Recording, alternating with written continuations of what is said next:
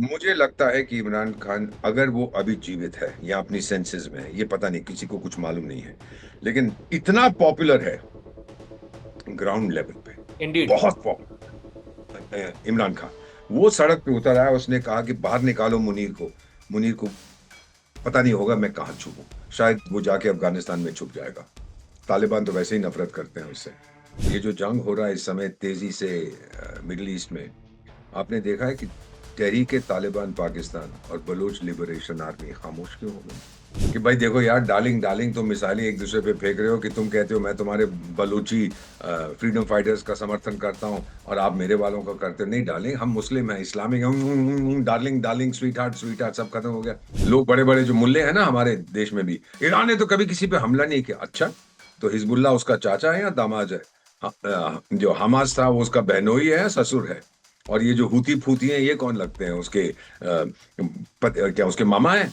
यहूदियों को जीने का अधिकार नहीं है, मिटा दो इसराइल को। मैं उठा और मैंने जो, हाँ, चीफ ऑफ प्रोटोकॉल था, मैंने कहा मैं जा रहा हूँ, मैं भारत का राजदूत हूँ। हम लोग ये चीजें नहीं सुनते हैं, ये नाराज होता है, नहीं होता है, इसको बोलो कि छोले खाए। पतिया। दुनिया का सबसे गंदा इंसान, सर मैं क्षमा चाहता हूँ, सबसे गंदा इंसान, सबसे गंदी कौम, पाकिस्तान पंजाबी मुसलमान अपने आप को खुदा समझते हैं, थूकते हैं जहां जाते हैं, लेकिन ओ हम पंजाबी मुसलमान है। अबे जा यार, छोले खा। ये सब बकवास तुम क्यों करते हो? जिसने अमेरिका के सीज फायर के एक तरफा ऐलान के बहुत पहले बता दिया था कि अब सीज फायर का ऐलान होने वाला है, वो भी 48 घंटे के अंदर। ये भविष्यवाणी करने वाले फॉर्मर इंडिया एम्बेसडर दीपक वोरा साहब हमारे साथ मौजूद है, और इनसे मैं जानूंगा अफगानिस्तान पाकिस्तान के बीच क्या होने वाला है। ये भी जानूंगा ईरान अब क्या करने वाला है, और ये भी जानूंगा अमेरिका आसिम मुनीर के सहारे ईरान में एंट्री क्यों करना चाहता है। वो आसिम मुनीर जो अपने शिया विरोधी बयान के लिए पाकिस्तान में ही फजीहत झेल रहे हैं। ईरान एक शिया बहुल देश, वो आसिम मुनीर की बात कैसे मानेगा? क्या बातचीत हो भी रही है या अमेरिका के दावे झूठे हैं? और इससे भी बड़ा सवाल, इमरान खान और आसिम मुनीर के बीच क्या कोई डील हो सकती है, या फिर इमरान खान इसी साल वैश्विक दबाव की वजह से बाहर निकलेंगे और तब होगा आसिम मुनीर का गेम ओवर। अब आपने जो प्रश्न पूछा है वो बहुत दिलचस्प है बेटा, कि ये जिहादिस्तान कहाँ से कूद पड़ा है। सबसे पहली चीज, अखबार में जो खबरें आ रही हैं, टीवी पर, कि तीन देशों में ये की संभावना है कि वहां पर बातचीत होगी। एक तुर्की, दूसरा है मिस्र, और तीसरा है जिहादिस्तान। इन तीनों में से एक ही अरब देश है, वो है मिस्र। और मिस्र नफरत करता है पाकिस्तान से, नो क्वेश्चन अबाउट इट। दूसरा है तुर्की, वो तो बहुत डार्लिंग बनता फिरता था जिहादिस्तान का, लेकिन अब भी वो दूर हो गया क्योंकि तुर्की से इजराइल नफरत करता है। तो अगर आपने मध्यस्थता करनी है, कितने योद्धा हैं इस समय आप जानते हैं ना सर? योद्धा इस समय सिर्फ इजराइल, अमेरिका और ईरान नहीं है, 11 और योद्धा आ गए हैं। वो खाड़ी के अरब देश हैं जिनके ऊपर ईरान ने हमला किया है। तो मध्यस्थता आप जब करोगे, जिहादिस्तान की कौन सुनता है? अब आप कह रहे हो कि ईरान के साथ ईरान भी आएगा, और वैंस शैंस जो भी है वहां पे, डांस वांस जो करता है, जेडी वांस, मैं उसको डांस कहता हूँ, वो भी आएगा वहां पर। अब मुझे ये बताइए कि जो ये है अपना मित्र ईरान और अपना मित्र जिहादिस्तान, जनवरी 2024 में एक दूसरे पर मिसाइलें फेंक रहे थे, और उसके बाद ये जो बदमाश है, अपने आप को शरीफ कहता है, ये वहां गया, ईरान गया, और फिर वहां का राष्ट्रपति जिनकी मृत्यु हो गई थी एक प्लेन क्रैश में, उनका नाम था इब्राहिम राइसी। राइसी, मैं मिला हुआ था उनसे। वो भी गए वहां पर। उसके बाद क्या होता है कि भाई देखो यार, डार्लिंग डार्लिंग तुम मिसाइलें एक दूसरे पे फेंक रहे हो कि तुम कहते हो मैं तुम्हारे बलूची फ्रीडम फाइटर्स का समर्थन करता हूँ और आप मेरे वालों का करते हो। नहीं डार्लिंग, हम मुस्लिम हैं, इस्लामिक हैं। डार्लिंग डार्लिंग, स्वीट हार्ट, सब खत्म हो गया। आधे घंटे में फिर मिसाइलें आनी शुरू हो गई। कौन भरोसा करता है इन पे? सर। कतई ही भरोसा नहीं करते। और क्यों सर, ये भी मैं आपको बता देता हूँ। वो एक पहले ईरान में होता था एक शहंशाह, आपने नाम सुना होगा, शाह अली रजा पहलवी, मैं मिला हुआ था उनसे। जी। वो छोड़ के भाग गया था 1979 में, जूते मार के उसको बाहर निकाल दिया था। जूते मार मार के बाहर निकाल दिया था। भाग गया, किसी देश ने उसको पनाह नहीं दी। लेकिन उस आदमी ने जिहादिस्तान के बारे में, उसने 1965 71 दोनों टाइम में जिहादिस्तान का समर्थन किया था जब हमारा जंग हुआ था, हमने जहाज जूस भेज दिए थे, हमने पीट पूट के भगा दिया था। 71 में तो जहाज लेट आए थे उसके लड़ाकू विमान, क्योंकि जंग खत्म हो चुकी थी। जब वो गया, जब उसको मुल्लों ने बाहर निकाला, मुल्लों ने कहा भाई इसके दोस्त कौन कौन थे। ये बड़ी दिलचस्प बात है, या हम लोग तो ट्रेंड होते हैं इसमें। तो मुल्लों को बताया गया कि भाई इसका सबसे अच्छा दोस्त तो अमेरिका था। तो रुहुल्लाह खोमेनी बोला वो तो बड़ा शैतान है। फिर इसके बाद इसका छोटा दोस्त, दूसरा दोस्त इजराइल था, बोला वो तो छोटा शैतान है। क्योंकि इजराइल और टेल अवीव, या टेल अवीव जो राजधानी है, और तेहरान के बीच में बेटा डायरेक्ट फ्लाइट्स होती थी, मैं गया हुआ। ईरान के नौजवान लोग आपकी उम्र के वहां जाते थे अपनी इजरायली फ्रेंड्स के साथ नाचने और शराब पीने वहां के बार में एक्सेट्रा। बहुत अच्छा वो दोस्ती थी। तो ये दोनों खत्म कर दिए। बोला और इनका कौन दोस्त है? बोला शाह गया था जिहादिस्तान, बोला हम तो दो जिस्म लेकिन एक आत्मा है। अच्छा ये बोला था, उसको भी लाइन में लगा दो जो हमारे दुश्मन है। तो वो माफ नहीं करेंगे मुल्ले कभी भी पाकिस्तान को। ये गधे हैं जो बैठे हैं, ये पिंजड़े वाली मुनिया जो है ना, खेती मार्शल। फील्ड को हिंदी में क्या कहते हैं? खेत कहते हैं ना। हाँ, तो ये खेती मार्शल तो है ये गधा। तो ये जो है कुछ ना कुछ फुदकता रहता है, ये हो जाए क्योंकि डोनाल्ड ट्रंप ने कह दिया मेरा फेवरेट फील्ड मार्शल है। फेवरेट क्यों, अब ये भी मैं समझाता हूँ। तो पहली चीज तो ये है कि ईरान नफरत करता है जिहादिस्तान से, सवाल नहीं पैदा होता कि वहां जाएगा। दूसरा, तुर्की के साथ उसकी कोई खास अच्छे संबंध नहीं है, ना मिस्र के साथ अच्छे हैं। इसीलिए उसकी सेना ने कह दिया ये मध्यस्थता मध्यस्थता की बकवास कर रहा है डोनाल्ड ट्रंप। शहबाज शरीफ ने पोस्ट कर दिया था, ट्रंप ने रीपोस्ट कर दिया, ओ जी रीपोस्ट कर दिया, ये तो सच है। ओ यार, कब से ट्रंप सच बोलने लगा? इतनी मार खाई है फिर भी आप कहते हो कि जी बड़ा अच्छा आदमी है, तो कहते हो तो फिर जन्मदिन मुबारक हो आपका। अब मैं आपको ये बताना चाहता हूं बेटा कि सच्चाई इस समय क्या है। 14 देश भिड़ रहे हैं, ईरान अकेला भिड़ रहा है। अरे बेवकूफ मुल्लो, तुम्हें क्या जरूरत थी कि अरब देश जो है खाड़ी के, उन पे हमला करो? एक तरफ तो आपका राष्ट्रपति पेशेशकियां कह दे जी गलती हो गई माफ कर दो, हम तो मुस्लिम भाई बहन डार्लिंग डार्लिंग। दूसरी तरफ आप फिर से उनको ठोकना शुरू कर देते हो। मतलब क्या है इसका? आपको कैसे मालूम है कि जो अमेरिकन बेसिस वहां पे हैं उनसे आप पे हमला हुआ? और ये बेसिस बने क्यों थे? कभी सोचा है आपने इसको? सर मैं आपसे पूछ रहा हूँ, ये बेस बने क्यों वहां पर? सऊदी अरेबिया के तो मैं समझ गया पेट्रो डॉलर है, बाकियों में? क्योंकि वो देश नफरत करते हैं, ईरान से डरते हैं, ईरान से इसराइल से डरते नहीं है। तो ये बेस बनाए गए थे ईरान के अगेंस्ट, हम आपकी रक्षा करेंगे। आज वही हो रहा है। अब मैं कहता हूँ लोग बड़े बड़े जो मुल्ले हैं ना हमारे देश में भी, ईरान ने तो कभी किसी पे हमला नहीं किया। अच्छा, तो हिजबुल्लाह उसका चाचा है या दामाद है? जो हमास था वो उसका बहनोई है या ससुर है? और ये जो हूती फूती हैं ये कौन लगते हैं उसके क्या उसके मामा है? सर, डायरेक्टली हमला किया हो ना किया हो, मैं चंगेज खा वो क्या नाम उसका नादिर शाह के टाइम में नहीं जाना चाहता, वो सब पुरानी बातें हो गई हैं। लेकिन आज के टाइम में ईरान ने डायरेक्टली ना किया हो, लेकिन उसने अपनी प्रॉक्सीज के थ्रू बहुत गदर मचाया था। हमास ने क्या किया था इसराइल पर, याद है आपको सर?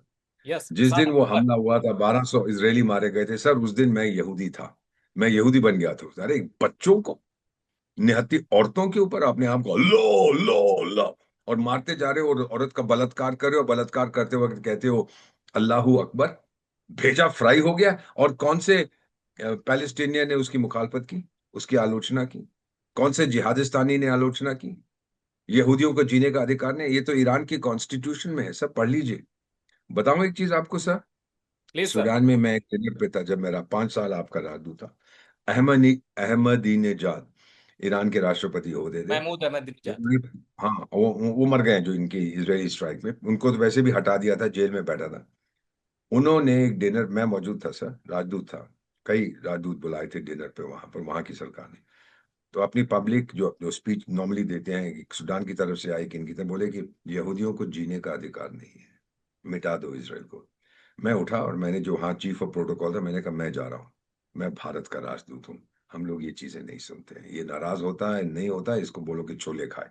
ये बातें मैं सुनने के लिए यहाँ नहीं बैठूंगा। चला गया वहां से। तो सर ये जब ईरान की फितरत है कि यहूदियों को जीने का अधिकार नहीं। सर मेरे परिवार, एक्सटेंडेड परिवार अमेरिका में, एक मेरा यहूदी दामाद है सर, क्या करूं, मार दूं उसको? इतने खुश हैं वो लड़की और उसका यहूदी पति। What is all this nonsense? क्यों नहीं है अधिकार इनको जीने का? हाँ, ये कह सकते हो कि भाई यहां से निकल के कहीं और चलेगा, भाई कह रहे हमको तो आपको मिटा देंगे। Doesn't make sense. तो ये चीजें आप सब देखेंगे, ये मध्यस्थता फध्यस्ता ऑल नॉनसेंस। ईरानियन आर्मी ने कह दिया कुछ नहीं है। अब ये मुल्ला क्यों फुदक रहा है, जिसको ट्रंप ने कह दिया माई फेवरेट खेती मार्शल। तीन चीजें हैं। एक तो उसने शिया जो उसके देश में रहते हैं उनको कहा, उन्होंने कहा कि आपको तो ईरान का समर्थन करना चाहिए। कहता अगर आपको इतनी मोहब्बत है ईरान से तो आप वहां चले जाइए। और एक मुल्ले ने बोला अगर तुझे इतनी मोहब्बत है अमेरिका से तो वहां चला जा। वहां पे सिविल वॉर होगी सर, गृह युद्ध होने की बहुत संभावना है, नंबर वन। नंबर टू, उसकी आर्थिक व्यवस्था भंग हो गई है। अगर अंतरराष्ट्रीय मुद्रा कोष उसको पैसे नहीं देगा तो वो तो दाने दाने के मोहताज हो जाएंगे, कुछ नहीं है। और तीसरी चीज, मेरा मानना है, जो मेरे सोर्सेज ने बताया, मेरे मित्र, बहुत से मित्र हैं रिटायर्ड, हमारा एक अपना व्हाट्सएप का ग्रुप है, फ्रेंच हैं, अमेरिकन हैं, जर्मन्स हैं, जिहादिस्तानी हैं, इजरायली हैं, बहुत से हैं, ईरानियंस हैं। उन्होंने कहा है कि ये जो पिंजड़े वाली मुनिया है खेती मार्शल, जिहादिस्तान की फौज में इसकी मुखालफत हो रही है बहुत। और अब एक चीज आपने और देखी होगी सर, ये जो जंग हो रहा है इस समय तेजी से मिडिल ईस्ट में, आपने देखा है कि तहरीक तालिबान पाकिस्तान और बलूच लिबरेशन आर्मी खामोश क्यों हो गए? वो क्या नाम था उनका, हुती फूती, वो खामोश क्यों हो गए?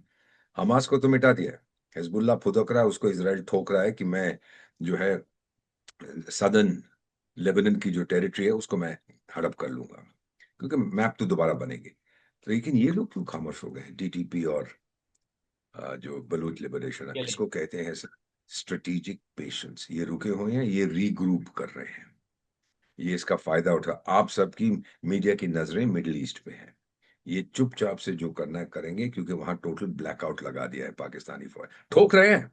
लेकिन ये अब हल्के हल्के हल्के अपने आप की अपनी ताकत और बढ़ा रहे हैं, और ये फिर ठोकेगी। मुल्ला सोचता है कि अगर ये हो जाए, मैं अमरीकियों को बोलूंगा यार मेरे को मुसीबत से बचाओ। मेरा मानना है कि हूती क्यों खामोश हुए हैं, क्योंकि उनको ठोका था। दिसंबर में उनके सारे लीडरशिप को खत्म कर दिया था, उनकी मिसाइल ड्रोन फैक्ट्रीज को नष्ट कर दिया। सबसे ज्यादा सर उनको खरीद लिया गया है। क्या एक कहावत है हमारी, राजों का राजा रुपया, सबसे बड़ा रुपया। ये बात है, ये सच्चाई है वहां पर। आगे क्या होगा मैं बता देता हूं। अमेरिका अपने जो कुछ उसने कहा है कि मैं ये बंद कर दूंगा वो कर दूंगा, वो कुछ नहीं बंद करेगा, वो ठोकता जाएगा इनको। अभी तो इसराइल के जरिए ठोक रहा है, फिर डायरेक्टली ठोकेगा। ईरान को थकना पड़ेगा, ये नहीं कह रहा झुकना पड़ेगा, ईरान को थकना पड़ेगा। आखिर कितनी मार खा लोगे? फाइनल फिगर, संयुक्त राष्ट्र संघ ने कहा था गाजा को जो मार पड़ी थी लगभग 15 बिलियन में 9 शून्य होते हैं, $15 बिलियन का नुकसान हुआ है, और 350 साल लगेंगे अगर गाजा की इकोनॉमी को आपने 2022 के लेवल, 350 साल उसको उस लेवल पे लाना है। ईरान में अभी तक मेरा अनुमान है 20 बिलियन में 9 शून्य होते हैं, उसका नुकसान हो चुका है डॉलर का। यहाँ जाना कौन भरेगा? अंकल सैम देगा? सवाल नहीं पैदा होता। ये है सच्चाई, यहाँ सबको फायदा हो रहा है, और सबसे ज्यादा फायदा अमेरिकन डिफेंस इंडस्ट्री को हो रहा है। इसीलिए सर ईरान कंपनसेशन मांग रहा है, कह रहा है उसी के बाद टेबल पे हम आने को तैयार होंगे। सर मैं फिर आता हूं, ये डूरन लाइन पे आपने कहा कि अभी ये वेट एंड वॉच की स्थिति में है, डूरन लाइन भी सुलग सकती है, 2640 किलोमीटर की जो एक बारूदी रेखा है, जिसको अफगान तालिबान कहता है कि ये हाइपोथेटिकल लाइन है, हम नहीं मानते। सर मेरा मैं यहाँ इसकी कहानी सवाल। आपको कहानी बता देता हूँ, गिव मी अ मिनट। जी। 1893, sir Mortimer Durand British India के विदेश सचिव थे। हरामी तो है ये विदेशी, ब्रिटिश खासतौर से। उधर चीन के बॉर्डर पे वो दूसरी लाइन बना रखी है, मैक माहोन लाइन, वो भी ब्रिटिश फॉरेन सेक्रेटरी था। इसने क्या किया, जाके अमीर अब्दुल रहमान, जो ईरान का, जो क्षमा कीजिए अफगानिस्तान का अमीर था, उसको जाके बोला यार टाइगर क्यों लड़ रहे हैं, ऐसा कर, ये एक लकीर खींच देते हैं, इसके ऊपर तेरा है हुकूमत, नीचे मेरी हुकूमत, लड़ मत यार, तूने मेरा डार्लिंग है, स्वीट हार्ट स्वीट हार्ट, हस्ताक्षर कर दिए कि 100 साल के लिए होगी ये ड्यूरेंट लाइन। सर 1893, 100 साल हो गए 1993। अब सुनिए मैं क्या कह रहा हूँ, मैंने ओरिजिनल पश्तो में देखी है। सर मेरे फादर का परिवार गजनी से है, अफगानिस्तान से, मैं आधा पठान हूँ। मैंने ओरिजिनल देखी है पश्तो में, उसमें 1893 1993 लिखा है, लेकिन जो इंग्लिश कॉपी जिहादिस्तान के पास है उन्होंने मिटा दिया है 1993 को। ऐसे बदमाश हैं पठान को टाइगर लोग, आप किराए पे ले सकते हो, खरीद नहीं सकते हो। कोई भी पठान किसी विदेशी के काबू नहीं आएगा जो वहां गया है ना सर। मैं पिछले 200 साल की बात कर रहा हूँ, वो तो चंगेज खान भी गया था, उसने ठोक पीट दिया था, अलेक्जेंडर भी गया था, ये तो बहुत साल पहले की बात है। पिछले 200 साल में ब्रिटिश इंडियन आर्मी गई, पिटे, सोवियत संघ गए, पिटे, अमेरिकन गए, पिटे। अफगानिस्तान की, वो कहते हैं ना ग्रेवयार्ड ऑफ एम्पायर्स वगैरह, वो सब ठीक है कहने के लिए। मेरा मानना है वो किसी भी विदेशी हुकूमत को नहीं स्वीकार करेंगे, और खास तौर से पाकिस्तान की। वो नफरत करते हैं आज तक। मेरे कजन जो गजनी में हैं, कभी कभी मिलते हैं, 30th 40th कजन, बड़े दूर के रिश्तेदार, कभी कभी मिलते हैं, कहते हैं कि एम्बेसडर, हमारी सीमा तो भारत के साथ थी भाई, ब्रिटिश इंडिया के साथ तो था अफगानिस्तान का बॉर्डर, यस। ये चूहा कहाँ से आ गया बीच में? मैंने कहा चूहे से आप लोग निपटो, ये चूहा आ गया। और पाकिस्तान क्यों इतना पसंद करता है, क्यों हुकूमत करना चाहता है, इसका भी एक कारण है। 1965 सर, पाकिस्तान का आप नक्शा देखेंगे ना, एक रिबन है पतला सा, ईस्ट टू वेस्ट बहुत पतला है, नॉर्थ साउथ उसमें दम है। ईस्ट टू वेस्ट 65 में हमारी फौज जब लाहौर जा रही थी, उनको उनको आग लग गई थी कि ये कल तो काट देगा, दो हिस्से कर देगा। अगर दो हिस्से करेगा तो फिर हम जाएंगे ऊपर, रिक्रू, उसको स्ट्रेटेजिक डेप्थ कहते हैं, अफगानिस्तान में जाएंगे। वो बन गया स्ट्रेटेजिक डेथ इन गधों का। अफगानिस्तान ने मेरे पास आएगा, मैं ठोकूंगा तेरे को। तो इसीलिए ये उनका आइडिया है कि किसी तरह से अफगानिस्तान को कंट्रोल किया। तालिबान का नाम सुना है आपने सर, याद है ना आपको तालिबान? जब वो आए थे वहां पर पहली बार 1994 में, शायद, जब वहां पे सोवियत संघ चला गया था, हाँ। और उसके बाद मुजाहिदीन एक दूसरे को ठोक रहे थे, और सोवियत संघ टूट गया था। तो फिर वहां पे जिहादिस्तान का जो उस समय जो भी था, उसकी प्राइम मिनिस्टर में रहकर वो लेडी थी जिसकी हत्या कर दी गई थी। तो उसका जो इंटेलिजेंस वाला था, उसने कहा मैडम, अफगानिस्तान को मैं आपके कदमों में ला देता हूँ। वो बोली कैसे? तो वो बोला कि मैडम बस वो आप, हमारा फेवरेट जो मुजाहिदीन कमांडर है वो ये है, और हम इसकी मदद करेंगे, और फिर कंदाहार पे हमला, हम कब्जा करेंगे, फिर काबुल चले जाएंगे। बोली अच्छा, गुड आइडिया। तो आपने कुछ फौजी मुझे भेजने पड़े, कहती भेज दीजिए। फौजी भेजे। जितने मुजाहिदीन आपस में भिड़ रहे थे ना सर, वो इकट्ठा होकर जिहादियों को ठोकने लगे। तो उनके जिस्म वापस आने लगे। तो इस मोहतरमा ने बुलाया अपने इंटेलिजेंस वाले को कि टाइगर, तू तो कह रहा था कि मेरे कदमों में, ये क्या हो गया, ये कौन? कहता मैडम अभी पता करता। कहती कोई पता नहीं करेगा, बर्खास्त, गेट आउट, तेरे को दूसरी जगह में पोस्टिंग कर रही हूँ, अब तो इंटेलिजेंस का चीफ नहीं। वो वो सर मर गया। हामिद गुल थे, हामिद गुल। हाँ वही, गुल फुल मुल जुल बुल, जो भी उसका नाम था कमीने, सर मैं बुढ़ा हो गया और नाम भूल जाता हूँ। मर अच्छा। गया, अच्छा हुआ। लेकिन सुना है कि वो जन्नत में नहीं गया है, क्योंकि वहां पर भी अल्लाह ने कहा ये गधा यहाँ आके भी कुछ जिहाद विहाद करेगा, जहन्नम में इसको भेज दो। तो अब पता नहीं जहन्नम में वो क्या कर रहा है। सर सो आप, रियलिटी ये। सर जो बयान सर, आपने बताया ना कि हम आपस में लड़ रहे थे मुजाहिदीन, और अब हम एक हो गए हैं, सर आप यकीन करिए, हैबतुल्लाह अखुंदजादा का यही बयान आया है जब काबुल में स्ट्राइक हुई। उन्होंने कहा कि अभी तक हम भी अफगानिस्तान के अंदर कई मोर्चों पे बटे हुए थे, अब हम एक हो गए हैं। सर एक कॉमन सा सवाल आता है कि जब तालिबान ये की उस वक्त, नहीं है, वो पाकिस्तान से रिवेंज कैसे लेंगे? मतलब अगर लड़ाई होगी फुल फ्लेज वॉर, जिसका ख्वाजा आसिफ ने ऐलान कर दिया कि Pakistan is in full fledged war, तो ये फुल फ्लेज वॉर में अफगान तालिबान एडवांटेज पे कैसे आएगी? वो एडवांटेज लेंगे पहले तो। लीगल ऑफिशियली उनके एक लेफ्टिनेंट जनरल जिनको मैं जानता हूं, उसने कहा था कि इस्लामाबाद तो हमारा दूसरा कैपिटल है। सर ये सिंधु नदी को अपना कैपिटल मानते हैं, ये कहते हैं खैबर पख्तूनख्वा, क्योंकि वहां पे पठान रहते हैं। जी। ये मोर्टिमर डुरेंट ने तो दो टुकड़े कर दिए उसके, आधे वहां है आधे इधर है। ये खैबर पख्तूनख्वा को हड़प कर लेंगे। खैबर पख्तूनख्वा प्रोविंस जो है सो वो अफगान है, वो अफगानिस्तान के साथ मिल जाएंगे। Take it from me sir, मैं तो गया हूं सर, बहुत खूबसूरत देश है अफगानिस्तान, ये चले जाएंगे उधर।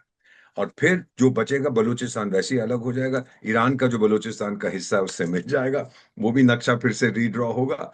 और आप देखेंगे जिहादिस्तान में केवल बचेगा पंजाब। पंजाब। दुनिया का सबसे गंदा इंसान सर, मैं क्षमा चाहता हूं, सबसे गंदा इंसान, सबसे गंदी कौम, पाकिस्तान पंजाबी मुसलमान अपने आप को खुदा समझते हैं, थूकते हैं जहां जाते हैं, लेकिन ओ हम पंजाबी मुसलमान है, अबे जा यार छोले खा। ये सब बकवास तुम क्यों करते हो? ये मेरा अपना यकीन है। जो आपने अभी बताया ना कि उसने कहा है कि हम सब इकट्ठे हो जाते हैं, ये सेम चीज हुई थी। और फिर एक मुजाहिदीन कमांडर में कहीं मिला था उनको बहुत साल बाद, सर अब मैं बुढ़ा हो गया हूं, भूल जाता हूँ, उन्होंने एक चीज कही थी कि हम अफगान, क्योंकि ये जो गुल फुल बुल ने लोग भेजे थे अपने, तो वो गाइड कर रहे थे ये जो मुजाहिदीन के डिफरेंट ग्रुप्स थे कि भाई कैसे आपको भिड़ना है। अफगान आर्मी ने उनका मुकाबला किया था सोवियत संघ के जाने के बाद, कैसे भिड़ना है। कहता कि यार हमने तो कभी, अफगान लोगों ने, हम तो कभी जंग हारे नहीं है, तो हम ऑर्डर्स क्यों ले ऐसे गधों से कुछ जो जंग कभी जीते नहीं है। Exactly what you are saying. देख लीजिएगा सर, इस साल के आखिर तक खैबर पख्तूनख्वा चला जाएगा। और ये जो मुल्ला ने ब्लैकआउट लगा दिया है न्यूज का, सब मेरे पास तो आती रहती है न्यूज, रीग्रुप कर रहे हैं और ठोक रहे हैं, पाकिस्तानी आर्मी वहां से चली गई है। अब ये मुल्ला अमेरिका के आगे हाथ जोड़ रहा है, बचा लो टाइगर, बचा लो मेरे को। चीन कहता है जहन्नम में जा। चीन नफरत करता है इस्लाम से, मत भूलिए, उइगुर। रूस नफरत करता है मुसलमानों से। चेचन्या। चेचेन, मत भूलिएगा सर। अगर कोई है जो इनको टॉलरेट करता है तो एक महान देश है जिसका नाम भारत है, नहीं तो और कोई इनको पसंद नहीं करता, खास तौर से जिहादी इस्लामियों को। हम लोग टॉलरेट करते हैं, जो भी कारण है इसका चली जाए, I am not getting into domestic politics, sir लेकिन बस सच्चाई। मेरे दो सवाल आपसे, आखिरी दो सवाल सर, फिर चर्चा को विराम देते हैं। सर द वीक लिख रहा है, Trump's bold move, secret US peace plan for Iran via Pak army chief Asim Munir. आपने मुझे ये सारी चीजें समझा दी। मेरा सिर्फ इतना सवाल है कि आसिम मुनीर का कद पाकिस्तान में तो छोटा हो रहा है, ये ट्रम्प उसको बड़ा बनाने में क्यों लगे हैं? क्या झूठ बोल अमेरिका, रहे हैं। जी, क्या अमेरिका अमेरिका भारत का की गेम वजह से क्या उनका है, कद बढ़ा रहा है? मैं बता देता हूँ गेम क्या। अगर आपको सर रेजीम चेंज की बात नहीं कर रहे ईरान में हम, मैं कहता हूँ रेजीम मैनेजमेंट। मुल्ले रहेंगे, अगर आपने अच्छा मुल्ला लाना है, आपको चाहिए सिपाही वहां मरने के लिए। तो ये जो जिहादी मुल्ला है, मुन्नी भाई, ये तो कहता है कि मैं भेज देता हूँ जी, मैं क्या फर्क पड़ता है, मैं 10-15 लाख मर गए, क्या फर्क, अगले दिन हमारी औरतें और पैदा कर देंगी। He is an idiot, this man, absolutely dangerous idiot. और आपने एक भी और बात बता देता हूँ फाइनली सर, आपने सुना होगा कि उनका एक फॉर्मर हाई कमिश्नर जो यहाँ होता था, जिसने एक बहुत वो वायरल हुआ था उसका वीडियो, कह रहा था कि अगर अमेरिका ने हम पे हमला किया क्योंकि तुलसी गाबार्ड कह रही है कि हमें पाकिस्तान से खतरा है, तो हम दिल्ली और बम्बई को मारेंगे। और अब्दुल यार बासित। टाइगर सुन, हाँ वो मैं उसको बाशिट कहता हूँ। तो मेरी बात सुनिए सर, अगर अमेरिका ने तेरे को ठोका है तो इसमें मेरा क्या लेना देना है? और फिर कहता है बाद में जो होगी वो देखी जाएगी। अबे कमीने, जाके देख नागासाकी हिरोशिमा में आज तक वहां के लोग सफर कर रहे हैं। तू समझता क्या है? ये जो बाद में जो होगा वो देखा जाएगा। गधे है, दिमाग नहीं है तेरा, दिमाग गिरवी रख दिया कहीं तूने। और वो मैडम जो कहती साथ में इंटरव्यू कर रही थी, एक और नमूना, हाँ जी कल कर दीजिए। रबिश। एक चीज मैं बता सर, करोड़ों लोग आपका प्रोग्राम देखते हैं, एक चीज सबको मैं बता देता हूँ as an ambassador of India, Delhi Mumbai पे अगर उसने हमला किया, सही है सर, 50 साल में पीछे चला जाऊंगा, लेकिन मेरा जो जवाब होगा वो 10,000 साल के लिए वो धरती खत्म हो जाएगी सर। और मेरा जवाब डिसप्रोपोर्शनेट होगा।